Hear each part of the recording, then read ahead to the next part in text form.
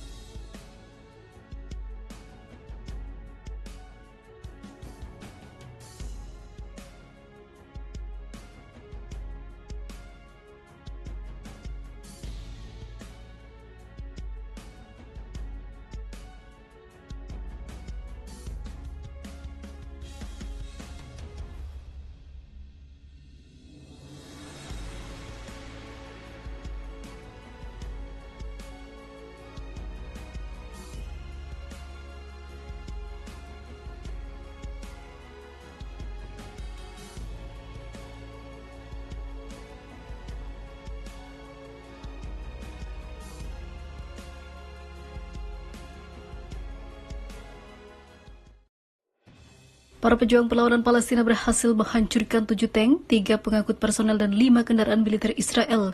Dan serangan hebat perlawanan Palestina memaksa tank-tank Israel di Al-Fallujah mundur karena sudah hancur. Dikutip pasukan ataupun dari stasiun televisi Al-Mayadin, Brigade Al-Quds sayap militer jihad Islam terlibat pertempuran hebat dengan pasukan rezim Zionis di beberapa wilayah Gaza dalam pertempuran hebat melawan pasukan rezim Zionis di wilayah Al-Zaitun, timur Gaza. 2 kendaraan militer Israel hancur ditembak rudal perlawanan Palestina, kata Brigade Al-Quds.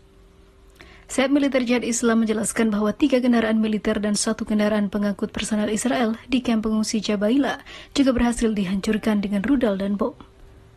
Sementara itu, Brigade Al-Qassam, sayap militer Hamas, berhasil menghancurkan 7 tank dan 2 kendaraan pengangkut personel Israel dengan roket Yasin 105 dan bom di timur serta utara Khan Yunis. Stasiun televisi Al Jazeera mengabarkan para pejuang perlawanan Palestina memaksa tank-tank Israel mundur dari wilayah Al-Fallujah dan juga Al-Faqora ke arah pesisir pantai Gaza. Di sisi lain, beberapa media mengabarkan diaktifkannya sistem-sistem peringatan bahaya di distrik-distrik rezim Zionis yang berdekatan dengan jalur Gaza.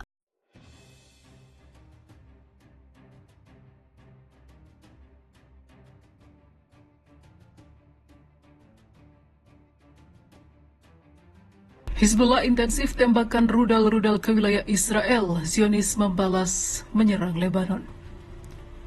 Hizbullah, pejuang Islam di Lebanon, mengatakan mereka melakukan serangan serentak terhadap posisi Israel di perbatasan Lebanon.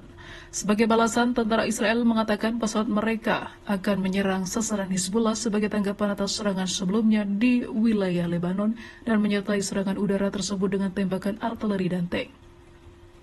Sebuah sumber di Lebanon yang mengetahui serangan Hizbullah mengatakan kelompok tersebut telah menembakkan rudal kuat yang digunakan dalam pertempuran tersebut dan mengatakan bahwa mereka telah mengenai posisi Israel di seberang perbatasan dari desa Aita al-Shab dan juga Remej. Hizbullah telah saling baku tembak dengan pasukan Israel di perbatasan Lebanon sejak sekutunya dari Palestina Hamas menggempur Israel sejak 7 Oktober. Ini menandai pertempuran terburuk di perbatasan sejak perang tahun 2006, namun sebagian besar terjadi di wilayah perbatasan. Pemimpin Hizbullah, Said Hassan Nasrallah, dalam pidato pertamanya sejak perang Hamas-Israel dimulai, mengatakan pada hari Jumat bahwa eskalasi di front Lebanon akan bergantung pada peristiwa di Gaza dan juga tindakan Israel terhadap Lebanon. Dia juga mengatakan serangan-serangan yang sejauh ini terjadi di perbatasan bukanlah segalanya yang dilakukan Hizbullah.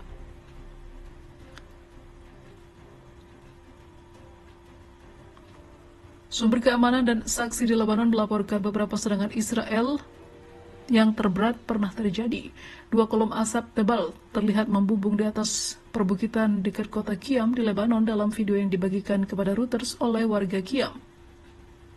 Penembakan hari itu semakin intensif. Penembakan yang dilakukan oleh kelompok perlawanan dan serangan balik yang dilakukan oleh Israel, kata Fouad Kreis, juga berbicara kepada Reuters dari Qiyam. 4 peluru jatuh di pinggiran Qiyam tanpa korban terluka, katanya. Tentara Israel mengatakan di antara sasaran yang diserang adalah infrastruktur, gudang roket dan juga kompleks yang digunakan oleh Hizbullah, namun salah sasaran. Sebelumnya, Israel mengatakan pihaknya tidak tertarik dengan konflik di perbatasan utaranya.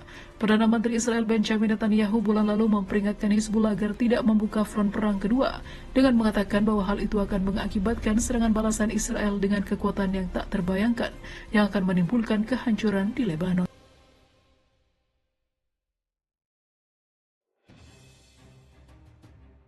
Gempar. Jumlah tentara Israel yang tewas bertambah, angka kematian IDF naik jadi 50 anggota dalam sehari. Pasukan pertahanan Israel mengatakan beberapa tentaranya kembali tewas dalam pertempuran di jalur Gaza Utara pada Minggu 12 November.